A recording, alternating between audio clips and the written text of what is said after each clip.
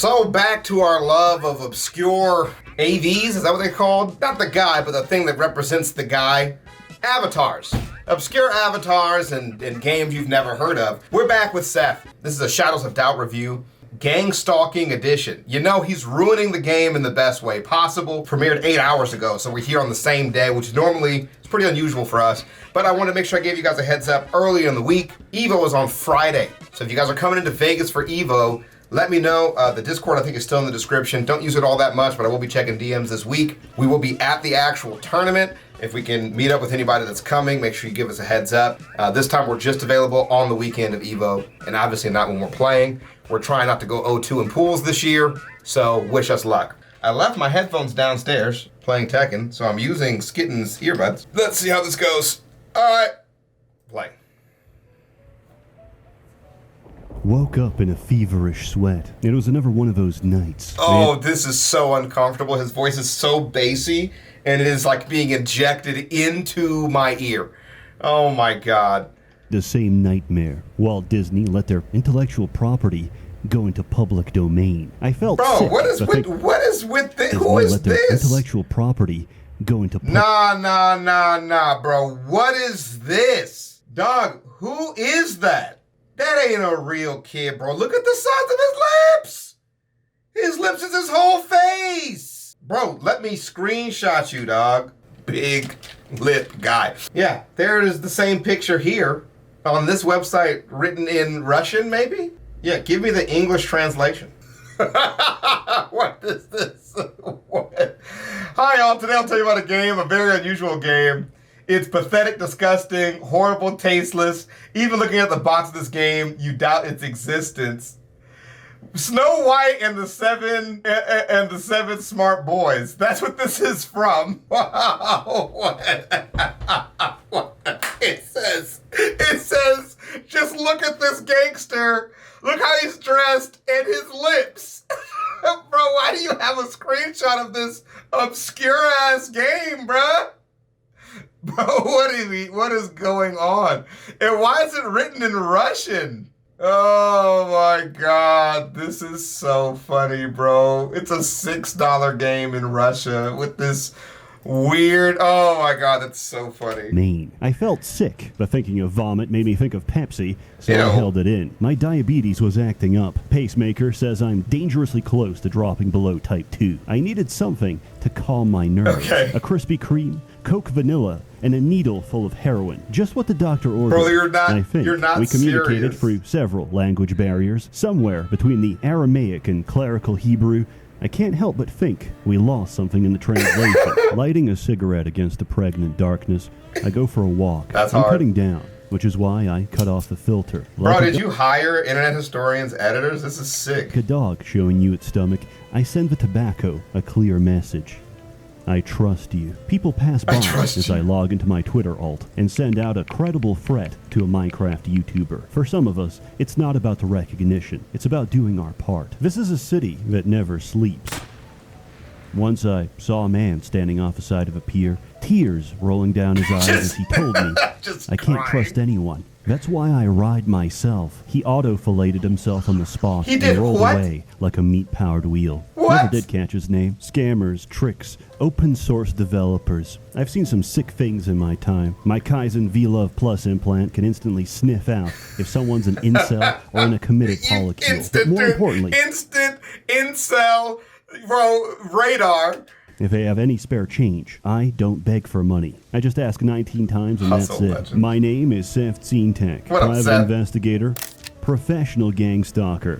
And this is my office for the next 50 minutes. After that, I gotta buy something. Why am I telling you all this? Because together, we're gonna clean up these streets. Hey gang, sorry, I've been distracted. I kept staying up late playing Once Human, an all-new free-to-play post-apocalyptic heard of this. open-world survival game releasing July 9th. Yeah. The game takes place after a cosmic invasion has permanently transformed our world into the world of Skibbity Toilet. This is not a joke. You'll be fighting every Z-list creepypasta, from Siren Head to a refrigerator to an overly aggressive school bus. Nice. Everyday objects are no longer your friend, and you will die at the hands of a Funko Pop. However, some of these deviations can be tamed to help you fight, craft, and survive. Ooh, this is mushroom Pokemon workers. through the lens of a man addicted See, to... it makes slavery cute. And that's what you gotta do. You gotta cuten it up. It's too raunchy right now. You know, give them like a cute face and then they work for you. Fentanyl. There's base building with full creative freedom and PvP with up to 4,000 gamers in a single server. As absurd as this sounds, it's a lot of fun. I captured a bee and now it pollinates my crops. This Semitic capitalist fears the self-sufficient rice farmer. it. And if you're interested, you can download the game on Steam using my link in the description below.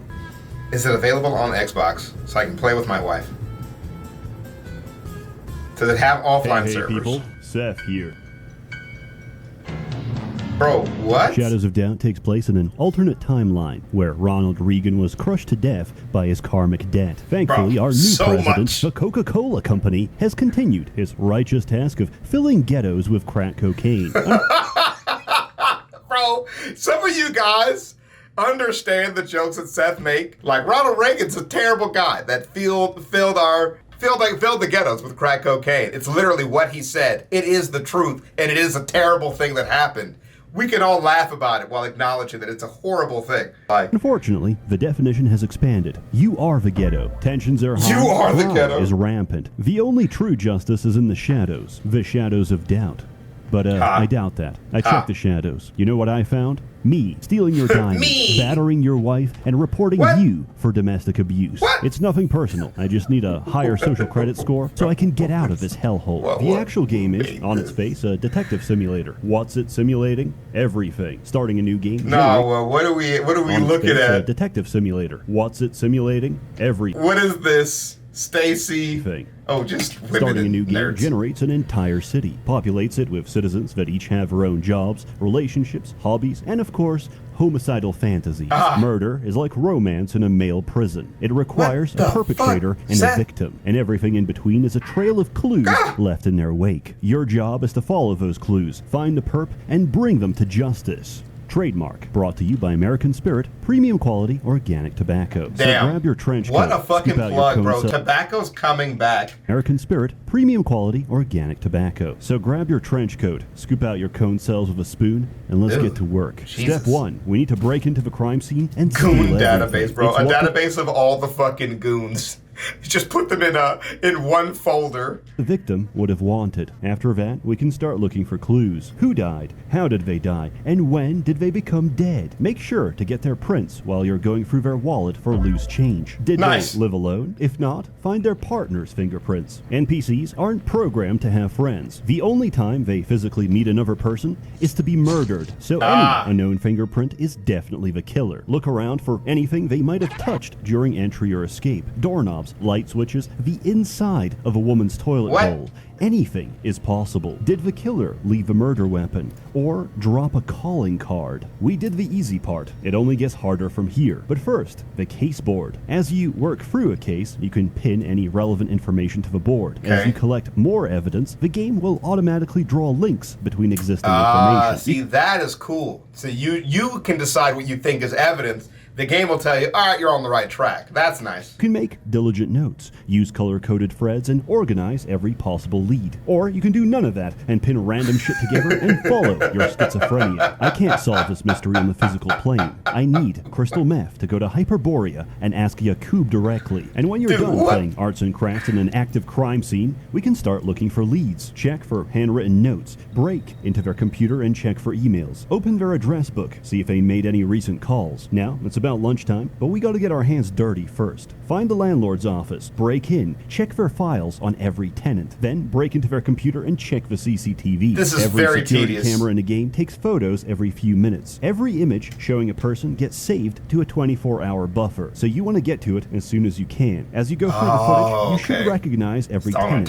So print out anyone unknown, anyone who went near the victim's house, and anyone remotely suspicious. Alright, now we can go to lunch. Now, we have plenty of leads to follow up. We need to find each potential suspect suspect and cross-reference their information. Look, I'd love to keep holding your hand, but I can't. Each case is unique, so the best way to explain the game is to tell you what I've been through. I was about to say, yeah, let's get a good example. Time I ever played this game, I ignored all the instructions, opened a fridge, and ate raw pork. I got so nauseous I couldn't answer the telephone, and spent the next 10 minutes battling with the controls to try get in bed to sleep off of food poisoning. This was the tutorial, so the phone kept ringing the entire time. Then I talked to a random civilian, my hand slipped, and I accidentally tried to arrest him. Like hell you are, he said, before shooting me in the face. At this point, I was captivated. There's a little Seth in all of us, because I know I can't be the only person that just doesn't read the instructions and completely screws over my first save. This game simulates a few hundred people at any given time. They're all quite stupid. Hey, buddy, I'll pay you $100 to fuck off and let me trash your apartment. Okie dokie. I'll just go back to sleep. Nice. Wait, did you just shoot someone? You just shot someone. I apologize. This usually never happens. This town has the collective IQ of a developmentally challenged toddler, so the ultimate playstyle is to be an antisocial menace. What? Sure, the game has stealth mechanics like alarm systems, air ducts, and lock picking, but I don't have time for that. Just knock until he opens and then beat him to death? Hello, man. Have you seen anyone suspicious? Good. Here, take this. Upgrades come in the form of sync discs, which alter your genetics to become a better fighter, better lover, and most importantly, a better consumer of starch cola. You're supposed to earn them from side jobs, until you learn of a more effective method called beating the shit out of your neighbors and breaking into their safe. To top it all off, there's no long-term penalty for crime. Every exterior door is linked to a complex series of tubes that detects when I leave a building, sending out a pre-recorded YouTube apology that makes the population forget my actions. I could be caught on 4K murdering several people with a sword, but the instant I go outside, I'm a changed man. If you want something, take it, run away, and come back like nothing ever happened. Nice. Between this and the dirt cheap price of food and utilities, you can easily cover all your expenses by committing more crime than you actually solve. The only real use for money is buying property and playing with... He threw a plate at his head and then robbed him, bro. This looks terrible. The bizarrely detailed furnishing system. And once you've played enough to create the ultimate male living space, you're ready to metagame. You see, murders have a cooldown between solving a case and a new murder happening. Sleeping will pass the time and gives a speed buff when you wake up. So you hop in bed, goon for 36 hours straight, and when you get a new murder notification, hop out of bed, break your own window, and plummet 20 stories to the streets below, which we survive because we're genetically modified to be immune to fall damage. Nice. Now you can use well rested to sprint to the crime scene while chugging your morning coffee. This is not only faster than the cops, it's often faster than the killer. Of course, the way you're meant to pass time between cases is side jobs. Think of each one as a sort of mini case with limited information. Because some information is more helpful than others, the difficulty is completely random. Oh, you want me to steal from someone but you only know his phone number? That's easy. I can just call the number and check the call box to see where it was routed to. Oh, that's cool. He's on the floor below. We take those. But what about this one? I've only got his first initial, fingerprint, build, and blood type. Oh yeah, very helpful. At this point, you may as well tell me I'm looking for a circumcised male in a small town of New York. I could just go through the phone book for every name with the same initial, but I've got an even better idea. Okay. Go to City Hall and open up the government database. This has records of every single citizen in the game. You're meant to type at least 2 characters to get any results, but this includes space. Naturally, everyone has a last name, so everyone has space and a letter in their name. Now you can go through the entire database in alphabetical order and print out every single person's information. What? Eventually, whatever case you had will just solve itself. You'll just keep going until it pins it for you? Brute force is a way to do it. We're not done. If you have the mental fortitude to sit there for a real-life half hour, congratulations. You just ruined the game. Now, your character will solve cases the nanosecond you get them. Okay. This is so Okay, busted. so the victim was poisoned by a stalker neighbor for not loving her enough, but the victim did manage to get a shot off before expiring. She can't go to the hospital, so she's probably limping home as we speak. That took less than 2 minutes. Personally, I don't use the government database. I get my evidence the old-fashioned way, following a woman home to her place of residence and hiding inside her septic tank until I expire. When they discover my body, the police will do the rest. I was getting ready to say, that is such a brutal reference, dude. There was like a person that's this water tank, but the way the water tank was built, they could get in really easily but not get out. And yeah, the body died in there. People had to come find him. It's terrible. Time I checked the victim's work computer and realized she cheated on her husband at the hotel damn. he works at while he was visiting his sick mother. Damn! Oh, that sounds like a motive. I paid him a visit and bingo, he's not cooperating. Mind your own business. Silence is violence and only the Beat him guilty refuse the law. Beat him up. I did what any ethical private eye would do. Kick his Follow him ass. into the bathroom and beat the shit out Kick of his him. ass. Oh, he didn't do it. In hindsight, He he was didn't probably do it. He beat his ass. He's innocent. just rude to me because I had the same social credit as the homeless man I shanked on the way to work. Embarrassed, I resorted to using the method real cops use to catch killers. I sit on my ass eating donuts and wait for them to kill again, hoping the next murder is easier to solve. Wow. 11 donuts in, I get a notification, rush to the scene of a crime, and on my way there... Yeah, turns out it was just their IT guy who murdered her for being dead weight at her own company. In summary, there's a lot of jank in this game. Things will glitch and break. Black markets will randomly deny service even if you give a right password. And sometimes, all the foot traffic causes a congestion where everyone gets stuck on the same staircase and the only way to free them is by throwing hammers in their face. But for a game made by a small team of Albanian immigrants on the budget of a kidney stone, it's really impressive. There's no other game that captures the ambience of living in modern-day Shanghai, slurping my MSG noodles as I listen to the soft drizzle of acid rain. Many games struggle with procedural generation. Generally, I don't even like it. It's just another buzzword for infinite slop. But Shadows of Doubt succeeds because it creates nonsense. And because true crime will always be more bizarre than any simulation, the situations it creates are not only compelling, they're believable. And remember, Once Human launches on July 9th. Download the game for free right now. As always, more content to come, so stay tuned. A warm thanks to the many members of the Merchants Guild, generously funding and bankrolling these videos. You're all truly wonderful. Have a good one. Just break into a random citizen's house, fist fight them to solve the crime that did less damage to them than you're about to do right now. I like it. See, this is the perfect example, bro. He's a guy who seeks out to do good, but in literally the worst way possible. He could not get up any harder. Kill citizens without a GTA star, money glitch your way through a game, and then struggle to play it the correct way on your 5th playthrough. That's exactly what we're looking for. If you guys have any other morally ambiguous games to show me, that's my vibe. So Discord, spread chaos. That's the goal this year. I hope you guys join me in it. We'll see you guys in the next one. Peace.